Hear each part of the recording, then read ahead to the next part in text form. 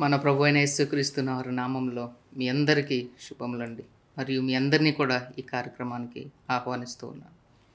ఈరోజు మనం మార్కు సువార్త 4వ అధ్యాయం నుంచి మన వాక్యం తెలుసుకోబోతూ ఉన్నాం. యేసుక్రీస్తు వారు చేసినటువంటి సువార్తను గూర్చి మనం తెలుసుకోబోతూ ఉన్నాం. ముఖ్యంగా మనం ఆ వాక్యాన్ని చదువుకుని ప్రార్థన చేసుకుందాం. మార్కు సువార్త 4వ అధ్యాయం 3వ వచనం. మార్కు సువార్త 4వ అధ్యాయం 3వ వచనం. వినుడి, ఇదిగో విత్తువాడు విత్తుటకు బయలు వెళ్ళెను. ప్రార్థన చేసుకుందామండి. పరలోకమందున్న మా తండ్రి, మీ నామానికి స్తుతియు ఘనత మహిమ చెల్లును గాక ప్రభువా. నాయన, చదవబడినటువంటి వాక్యం మేము స్పష్టంగా అర్థం చేసుకోవడానికి మాకు సహాయం చేయమని ప్రభువా, వాక్యాన్ని వివరిస్తున్నటువంటి పాస్టర్ గారి మీద, దాన్ని వింటున్నటువంటి మా అందరి మీద నీ యొక్క పరిశుద్ధాత్మను కుమ్మరించి స్పష్టంగా అర్థం చేసుకుని దాన్ని తగినట్లుగా జీవించడానికి సహాయం చేయమని ప్రభు అయిన యేసుక్రీస్తు వారి పేరట అడిగి వేడుకుంటున్నాం తండ్రి. ఆమేన్. పాస్టర్ గారు, ఈ 4వ అధ్యాయంలో ఈ 3వ వచనము విత్తువాడు మరియు ఈ విత్తడానికి బయటికి వెళ్ళను అనేటువంటి భావన మనకు కల్పిస్తుంది. ఈ విత్తువాడు ఎవడు? ఆమేన్. మరొకటి, ఈ విత్తడానికి బయటికి వెళ్ళడం అంటే ఏమిటి? ఆమేన్. చాలా చాలా ప్రాముఖ్యమైన ప్రశ్న మీరు అడిగారు. ఆ విత్తనాలు తీసుకొని విత్తటానికి ఆయన బయలు వెళ్ళను అని ఇక్కడ మార్క్స్ వార్త 4వ అధ్యాయం 3వ వచనంలో మనకు కనపడుతుంది. ఇంగ్లీష్లో అయితే హీ వెంట్ అవుట్. సాధారణంగా బైబిల్ కాలంలో ఆ టైంలో పట్టణాలు చిన్నగా ఉండేవి, పట్టణాల చుట్టూ ప్రాకారాలు ఉండేవి. పట్టణము లోపల ఇలాగ పొలం పని చేసుకునే స్థలం ఉండేది కాదు. అందుకు పట్టణము బయటకు వెళ్ళాలి. అక్కడ ఈ తోటలు, ఈ పొలాలు అన్నీ ఉండేవి. సో ఈ విత్తనాలు నాటడానికి ఒక వ్యవసాయకుడు, ఒక రైతు బయటకు వెళ్తున్నారు. ఎవరు ఈ విత్తనాలు తీసుకుని పట్టణము నుండి బయటికి వెళ్ళే ఆ వ్యక్తి ఎవరో మత్తయి సువార్త 13వ అధ్యాయంలో మనకి చక్కగా కనపడుతుంది. మత్తయి సువార్త 13వ అధ్యాయము 37వ వచనంలో దేవుని వాక్యము మన ప్రభు అయిన యేసుక్రీస్తు వారు సెలవిస్తున్నారు. మంచి విత్తనము విత్తువాడు మనుష్య కుమారుడు. హల్లెలూయా. ఈ విత్తనాలు తీసుకుని బయటకు వెళ్తున్నది మనుష్య కుమారుడు, మన ప్రభు అయిన యేసుక్రీస్తు వారు. అసలు ఈ ఉపమానాన్ని మన ప్రభు అయిన యేసుక్రీస్తు వారు ఆ గలిలయ సముద్రం ఒడ్డున కూడిన ఆ జనసమూహాలకి ఆయన ఒక పడవెక్కి, ఒక దోనెక్కి అక్కడి నుండి బోధించారే. ఈ ఉపమానం యొక్క ప్రాముఖ్యమైన ఉద్దేశం ఏంటో తెలుసా? ప్రభు అయిన యేసుక్రీస్తు వారు మెస్సయ్య అని ప్రజలు గుర్తిస్తున్నారు. ఆయన బోధల వలన, ఆయన అద్భుత కార్యాల వలన, ఆయన స్వస్థత కార్యాల వలన దెయ్యములు విడిచిపెట్టి పారిపోతున్నాయి జనాలని.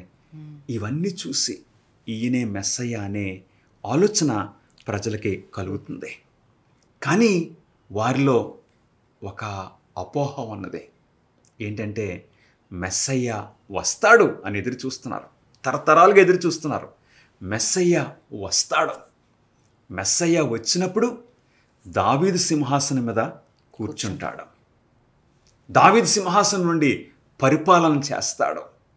ఇదిగో మన మీద ఇప్పుడు పరిపాలన చేస్తున్న ఈ రోమీయుల కాడి నుండి మనల్ని విడుదల చేస్తాడు.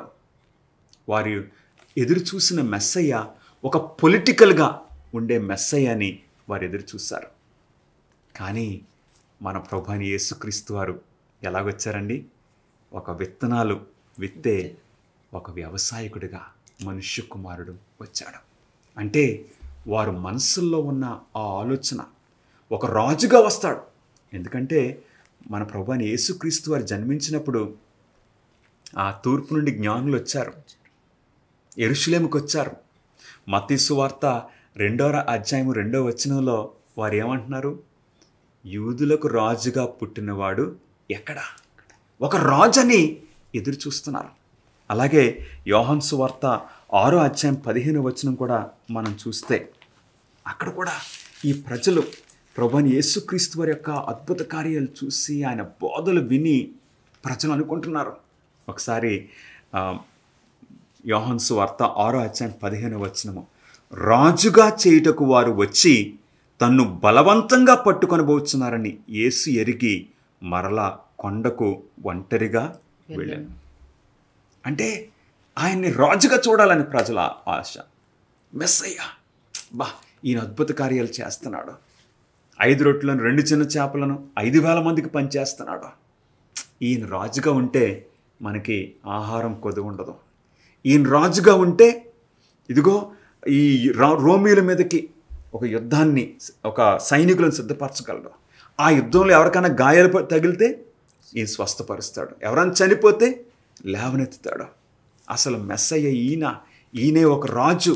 ఆయనకి ఒక కిరీటం పెట్టాలని ప్రజలు ఎక్సైట్మెంట్ అయిపోయారు. ప్రభువైన యేసుక్రీస్తు వారు ఈ ఉపమానం చెప్పటం ద్వారా ఒక వ్యవసాయకుడు, ఒక రైతు విత్తనాలు విత్తనానికి బయటకు వెళ్ళాడనే ఈ ఉపమానం చెప్పటం ద్వారా ఆయన ఒక ప్రాముఖ్యమైన అపోహ, మెస్సయ్య రాజుగా కాదు వచ్చేది, వ్యవసాయకుడిగా వస్తాడు.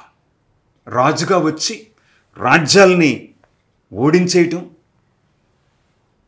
దౌర్జన్యం చేయటం అలాంటి మెస్సయ్య కాదు మన రక్షకుడు. ఆయన విధేయతతో సాధారణంగా ఒక సేవకునిగా, ఒక విత్తనాలు విత్తువాడుగా ఆయన వచ్చారు. వచ్చి ఆయన ఉద్దేశం ఏంటి? మనుషుల హృదయాల్లో దేవుని వాక్యాన్ని, పరలోకపు విషయాల్ని ఆయన విత్తుచూ ఉన్నారు. ఎంత సంతోషకరమైన విషయమా! అవును ప్రియులారా, మన ప్రభువైన యేసుక్రీస్తు వారు ఆయన ఒక రాజుగా ఆశించలేదు. ఆయన ఎప్పుడు కూడా యూదులకు రాజని అలాగ పిలాతు అనుకుంటున్నాడు. లేదండి, not as a king but as a sour. మీరు అడిగిన ప్రశ్న మార్క్ సువార్త 4వ అధ్యాయం 3వ వచనంలో, బయటకు అంటే ఆ విత్తనాలు విత్తే ఆ వ్యక్తి, ఇదిగో విత్తువాడు విత్తుటకు బయలు వెళ్ళను. నిజంగానే మన రక్షకుడు, మన ప్రభువైన యేసుక్రీస్తు వారు ఆ పరలోకపు పట్టణాన్ని విడిచి, ఆ సింహాసనాన్ని విడిచి, ఆ దేవదూతల ఆరాధనను, ఆ సౌఖ్యాలని, పరలోక భాగ్యాలను విడిచి మన మధ్యలో విత్తనాలు, దేవుని వాక్యము విత్తడానికి, దేవుని వైపు మనల్ని నడిపించడానికి ఆయన ఆ సౌఖ్యాన్ని, ఆ భద్రతను విడిచి ఈ పాపలోకానికి బయటకు వచ్చారు. ఈ చీకటిలోనికి ఆయన వచ్చారు. ఎందుకంటే మరొక విత్తువాడు ఉన్నాడండి, వాడు సాతానుడు. ఇప్పటి వరకు ఈ మనుషుల హృదయాల్లో సీడ్స్ ఆఫ్ ఎర్రర్, ఈ తప్పుడు విత్తనాలు, చెడు విత్తనాలు, అవును కల్తీ పాప సంబంధమైన విత్తనాలు విత్తుచూ ఉన్నాడు సాతానుడు. గత 6,000 సంవత్సరాలుగా చెడు విత్తనాలు విత్తేస్తున్నాడు మన హృదయాల్లో. అందుకు ఇప్పుడు నిజంగానే ఒక వ్యక్తి అవసరమైంది. ఆ వ్యక్తి పైనుండి రావాలి, వచ్చి ఇప్పుడు మంచి విత్తనాలు విత్తాలి. ఈ భూమి మీద మనుషుల హృదయాల్లో మంచి విత్తనాలు విత్తాలి. ఆయనే మన ప్రభు అయిన యేసుక్రీస్తు వారు. హల్లెలూయా! గమనిస్తున్నారా ప్రియులారా? ఈ పరలోకం నుండి వచ్చిన ఈ అద్భుతమైన ఈ వ్యవసాయకుడు, ఈ పరలోకం నుండి వచ్చిన ఈ రైతు, ఆయన అన్ని చోట్ల విత్తుతున్నారు. అంటే ఆయన మార్గమందు రాతి నేలను, తర్వాత ముండ్ల పొదల్లో మంచి నేలను కూడా. అవును, యాక్చువల్గా మనం గమనించినట్లయితే ఈ 4 ప్రదేశాల్లో ఆయనకు తెలుసు ఏ విత్తనాలు మొలకెత్తుతాయో, ఎక్కడ మొలకెత్తుతాయో ఆయనకి బాగా తెలుసు. తెలుసు. అన్నీ తెలుసు ఆయనకి. అయినా సరే ఈ మార్గమందు విత్తనాలు పడితే ఈ పక్షులు చెత్తుకుపోతాయి, సాతానుడు చెత్తుకుపోతాడు అని తెలిసినప్పటికీ అలాంటి ప్రజల హృదయాల్లో కూడా ఆయన విత్తటం మానడం లేదా? అవును ప్రియులరా, ఆయన గనక ఆ పరలోకపు విత్తువాడు సెలెక్టివ్గా ఉండి ఎక్కడైతే మొలుస్తాయో అక్కడే వేస్తే మన పని ఏంటి, మన గతి ఏంటి? ఎందుకంటే అనేక సార్లు దేవుని వాక్యము నా హృదయానికి విప్పబడినప్పుడు, నా చెవులకు వినపడినప్పుడు నేను వినలేదు, గ్రహించలేదు. వారి గురించి, ఆ బోధకుల గురించి చెడు మాట్లాడాను, చెడు ఆలోచించాను. అలాగని దేవుడు విడిచిపెట్టేస్తే మన పరిస్థితి ఏమైపోను? అవును ప్రియులరా, పరలోకపు నుండి వచ్చిన ఆ విత్తువాడు మన ప్రభు అయిన యేసుక్రీస్తు వారు. హల్లెలూయా. గమనిస్తున్నారా? ఆయన సేవకులు కూడా విత్తువారే. అబ్రహామును దేవుడు పిలిచాడు. అప్పుడు అబ్రహాం ఏం చేశాడండి? తన స్వదేశాన్ని విడిచి, తన కుటుంబాన్ని విడిచి, తన జనాంగాన్ని విడిచి అబ్రహాము బయటకు వచ్చాడు. బయటకు వచ్చి ఇప్పుడు అబ్రహాము ఎక్కడికి వెళితే అక్కడ బలిపీఠాన్ని కట్టి తన కుటుంబం అంతటినీ ప్రోగు చేసి ప్రార్థన చేసుకునేవాడు. బైబిల్ పండితులు అంటారు, అబ్రహాము జీవించినంత కాలము ఆయన ఒక యాత్రికునిగానే జీవించాడు. స్థిరమైన నివాసం లేకుండా ఆ ఊరు ప్రాంతం నుండి బయటకు వచ్చేసి, బైబిల్ పండితులు ఏమంటారంటే, వేరెవర్ ఏబ్రహాం వెంట్, ఆ ఏరియా అంతా కూడా డాటెడ్ విత్ ఆల్టర్స్, ఆ బలిపీఠాలతో ఉన్నాయి. ఆ బలిపీఠాలు చూసినప్పుడు, ఎందుకంటే అబ్రహాము నిర్మించే బలిపీఠం కొంచెం భిన్నంగా ఉండేది. ఇతర దేవుళ్ళకి, ఇతర దేవతలకి ఉండే బలిపీఠం కాదు. అబ్రహాం నిర్మించేది భిన్నంగా ఉండేది. ఒకే అబ్రహాం ఇక్కడ ఉన్నాడు. అబ్రహాం యొక్క మంచి మనస్సు, మంచి జీవితము ఒక విత్తనాలు నాటుతున్నట్టు మనం చూస్తూ ఉన్నాం. అలాగే ప్రభువైన యేసుక్రీస్తు వారు ఎప్పుడు కూడా ఆయన ప్రజలను పిలుస్తున్నారు.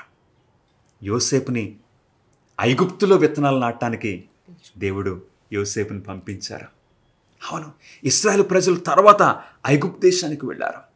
ఆ ఐగుప్తు దేశంలో వారు సువార్తను, అంటే దేవుని గురించిన జ్ఞానాన్ని, దేవుని యొక్క పదాజ్ఞల గురించి వారు తెలియజేస్తూ ఉన్నారు. దానియేలు, మనకు ఆ స్నేహితులు గుర్తున్నారు కదండి, షడ్రక్, మేషక్, అబేద్నగో, వారిని దేవుడు బబులోనులో విత్తనాలు విత్తడానికి పంపించారు. అవును, గొప్ప దేవుడు. వారి యొక్క పరిచర్య వలన రాజైన నెబుకద్నెజరు, ఆ గర్విష్టి, కోపిష్టి నెబుకద్నెజరు కూడా మారు మనసు పొందాడు. హల్లెలూయా.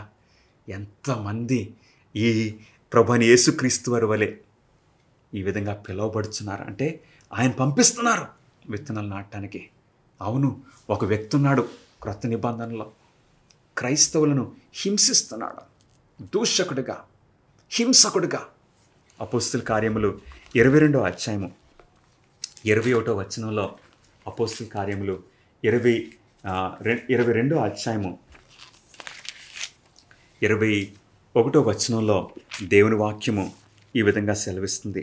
అందుకు ఆయన, పౌలు గారితో మాట్లాడుతున్నారు, అందుకు ఆయన, వెళ్ళుము, నేను దూరముగా అన్యజనుల యొద్దకు నిన్ను పంపుదునని నాతో చెప్పాను. పౌలు గారు ఇక్కడ సాక్ష్యం ఇస్తున్నారు. దేవుడు సౌలును పౌలుగా పిలుచుకుని, మార్చుకుని అన్యజనులు, దూరముగా అన్యజనుల యొద్దకు ఆయన పంపించారు. అపోస్తులైన పౌలు గారు ఆ శిష్యుల యొక్క పరిచర్య వలన అపోస్తుల కార్యములు 17వ అధ్యాయంలో లూకా రాస్తాడు, వారు సువార్తతో ఈ మంచి విత్తనాలు విత్తుచు లోకాన్ని తల్లక్రిందులుగా చేసేశారు. అవును ప్రియ సహోదరుడా, సహోదరి, యేసయ్యను అంగీకరించిన ప్రతి వ్యక్తి కూడా మనము విత్తనాలు నాటడానికి బయటకు వెళ్ళాలి. ఎందుకంటే మనం పొందిన ఈ సువార్త, మనం పొందిన ఈ వెలుగు, ఈ ఉప్పు మనం ఉంచుకోవటానికి కాదు. మనం ఇవ్వాలి. So God sent his son. ఆయనే మంచి విత్తనాలు విత్తే, ఆ విత్తనాలు విత్తే ఆ వ్యక్తి మనుష్య కుమారుడు. ఎందుకంటే మన మనుష్య కుమారుడు, ఆయన బోధలు ఎలా ఉన్నాయండి? మార్కు సువార్తలో మనం చూసాం. ఈ శాస్త్రులు పరిసయ్యుల వలె కాదు, ఆయన అధికారంతో బోధిస్తున్నారు. తర్వాత ఈ శాస్త్రులు వీళ్ళందరూనేమో వారు ఆ సాంప్రదాయాలు అవి పట్టుకున్నారు. కానీ ఏ డిఫరెంట్ సోవర్, భిన్నంగా ఉన్న ఒక రైతుగా, వ్యవసాయకుడిగా మన ప్రభు అయిన యేసుక్రీస్తు వారు వచ్చారు. అందుకే ఆ సుంకర్లు, ఆ వేషధారులు, ఆ వేశ్యలు, అన్ని రకాల ప్రజలు ఆయన వైపుకి ఆకర్షించబడ్డారు. మన ప్రభు అయిన యేసుక్రీస్తు వారు నిజంగా the best sour, a different sour ఈ లోకానికి వచ్చారు. ఆయన ఎప్పుడు కూడా ఆయన 3.5 సంవత్సరాల పరిచర్యలో ఎప్పుడు వాక్యమనే విత్తనాలు నాటటమే ఆయన పని. లూకా సువార్త 10వ అధ్యాయము 26వ వచనంలో ఒక మాట మనకి కనపడుతుంది. లూకా సువార్త 10వ అధ్యాయము 26వ వచనంలో, అందుకైన ధర్మశాస్త్రమందు ఏమి రాయబడి ఉన్నది, నీవేమి చదువుచున్నావని అతనిని అడుగగా. ఇక్కడ ఒక ధర్మశాస్త్ర ఉపదేశకుడు వచ్చి మన ప్రభువును ఒక ప్రశ్న అడుగుతున్నారు. ఏమని అడుగుతున్నారు? బోధకుడా, నిత్య జీవమును నాకు వారసుడగుటకు నేను ఏమి చేయవలనని ఆయనను శోధించి అడిగాను. అప్పుడు ఆయన ఏం చేస్తున్నారు? ధర్మశాస్త్రం అందు ఏమి రాయబడి ఉన్నది, నువ్వెలా చదువుతున్నావు, నువ్వెలా అర్థం చేసుకున్నావు అంటే, ప్రతిసారి ఆయన ప్రశ్న అడిగినప్పుడల్లా సరే ప్రభువైన యేసుక్రీస్తు వారు ఎక్కడికి నడిపిస్తున్నారు? ఆయన వాక్యానికి. అవును, ఇదే మన విత్తనం. మంచి విత్తనాలు నా ప్రియ సహోదరి సహోదరులారా. అవును, ప్రభువైన యేసుక్రీస్తు వారు ఈ ఉపమానాన్ని చాలా చాలా అద్భుతంగా తెలియజేశారు. లూకా సువార్త 4వ అధ్యాయంలో కేవలము ఈ విత్తనాలు 4 చోట్ల పట్టడం ఆ ఉపమానం మాత్రమే కాదండి. అంటే ఆయన సంతోషించారు. మంచి నేలను పడిన విత్తనాలు 30 తంతులుగాను, 60 తంతులుగాను, 100 అంతులుగా ఫలించింది. అంటే 25% రిజల్ట్ వచ్చింది. మిగిలిన 3 చోట్ల రిజల్ట్ రాలేదు. అయినా సరే మన డివైన్ సోవర్ అన్ని చోట్ల ఆయన విత్తుచున్నారు. అందరికీ కూడా ఆయన సువార్తను అందిస్తున్నారు. అందుకే ఈ చివరి దినాల్లో యోహాను, ప్రకటన రాసిన యోహాను చూస్తున్నాడు. ప్రకటన గ్రంథము 14వ అధ్యాయం 7వ వచనంలో, అంతటా మరొక దేవదూత నిత్య సువార్త తీసుకుని ఆకాశ మధ్యమున ఎగురుచున్నట్లు యోహాను చూశాడు. ప్రకటన 14వ అధ్యాయము 6-7 వచనాలు. నిత్య సువార్త తీసుకుని ఆకాశ మధ్యమున ఎగురుచు. ఈ నిత్య సువార్త ఎవరికి అందించడానికి అంటండి? భూనివాసులు అందరికీ, ప్రతి ప్రజకు, ప్రతి వంశానికి, ఆయా భాషలు మాట్లాడే వారికి. అవును, ఆ దేవదూత ఎవరికి గుర్తుగా మనం చూస్తున్నాం?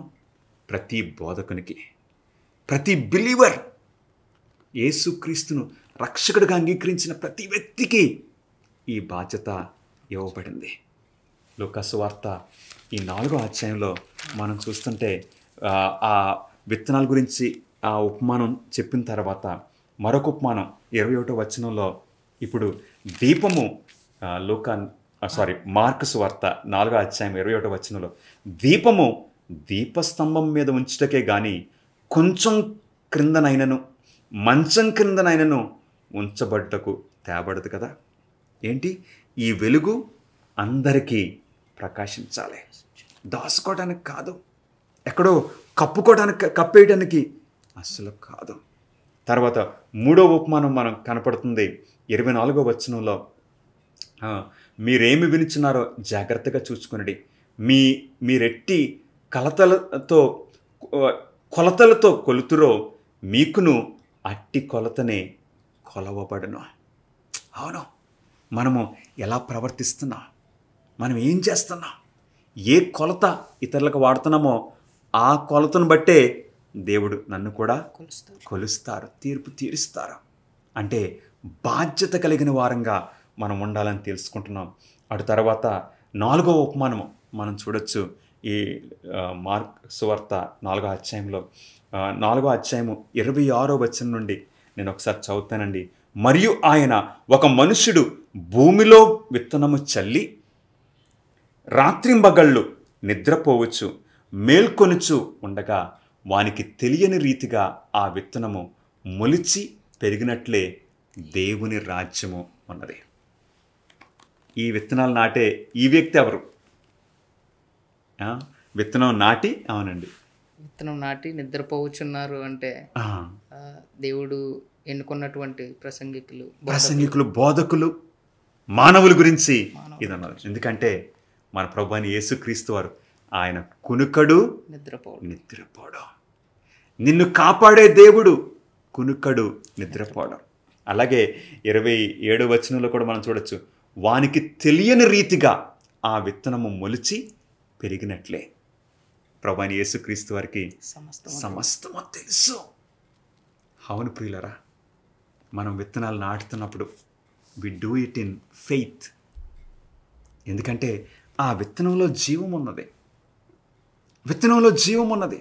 కానీ మనం నాటడంతో అది ఆ విత్తనము రావాలంటే మన ప్రయాసం, కేవలం మన ప్రయాసం మాత్రమే కాదు, గాడ్స్ పవర్, ఆయన శక్తి. అవును, బోధకులంగా ఈ విత్తనాన్ని మనం ఇతరులకి అందించినప్పుడు వారి హృదయాలు కదిలించబడాలంటే, మారు మనసు పొందాలంటే మన వాక్చాతును బట్టి మాత్రమే కాదండి.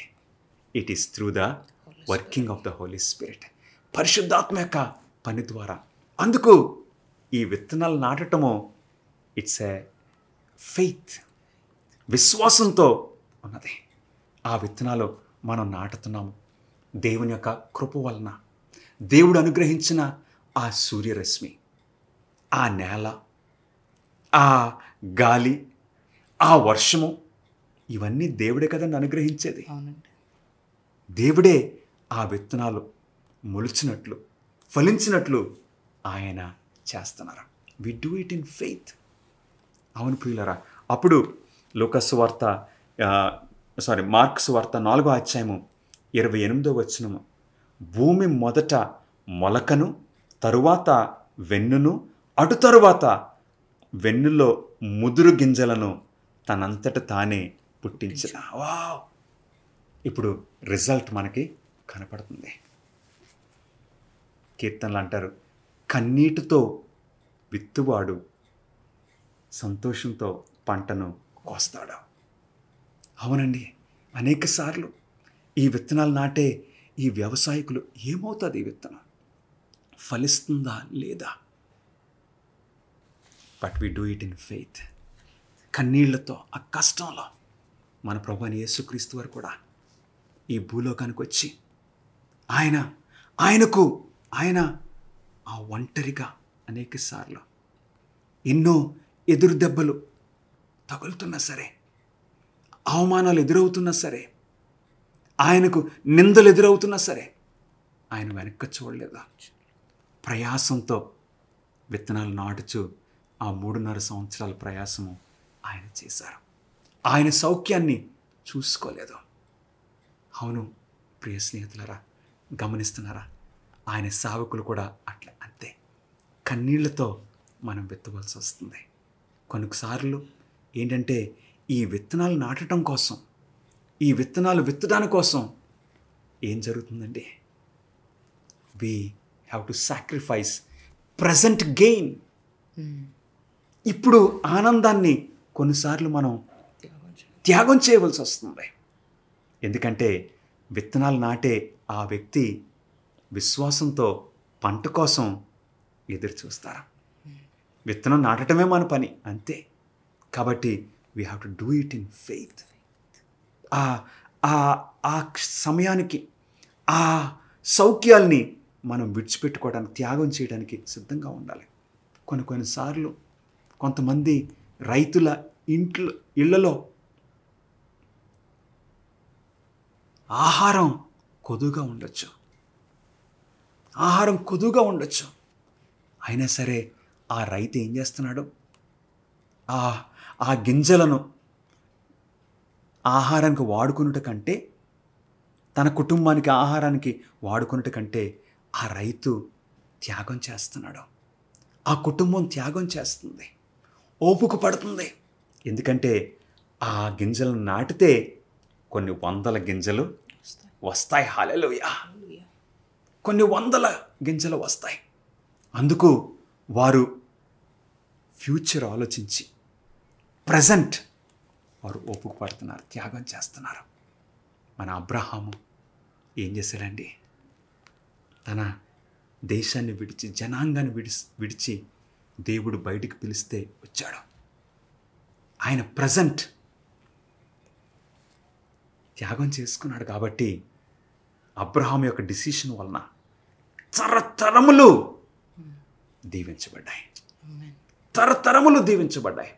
ఈరోజు ప్రియ సహోదరుడా, సహోదరి, నీ సౌఖ్యమే ఇదే చూసుకుంటున్నావా?